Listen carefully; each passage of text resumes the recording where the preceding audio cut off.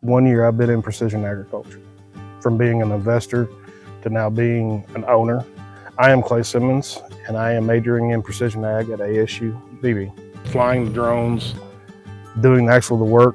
You know, as I always told people, I'm not going to ask someone to do something that I'm not willing to do myself, and I've done it. My name is Keith Perkins. I'm the precision agriculture instructor here at Arkansas State University at Beebe. The agriculture landscape has been changing for many years. Ever since we started farming, we've been changing.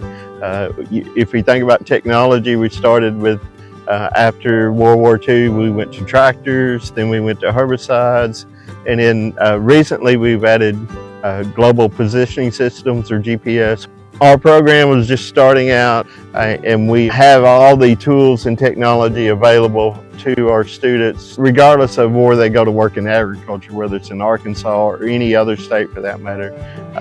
The technology applies across the board. We have tractors that have GPS on them, auto steer, auto turn. They also have RTK, which is real-time kinetics, which gives us plus or minus 6 inches on our accuracy. And then we have a spray drone that also has the RTK on it. And then we have other drones that go out and do the multispectral and the thermal imaging. And we can take all this back to the lab and analyze that in order to come up with recommendations to do on our farm or others' farm.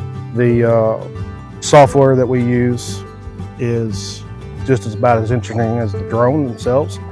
You can fly a drone, but actually sitting into doing a program, writing out a prescription or doing a field plot and doing that work and then putting it to use in application with a drone or tractor like that, it is, that's the best thing about it. This program will help give you the foundation of what you need to know to start. And then once you have that, you can build upon it, whether you're for farming, going into business, or actually teaching it.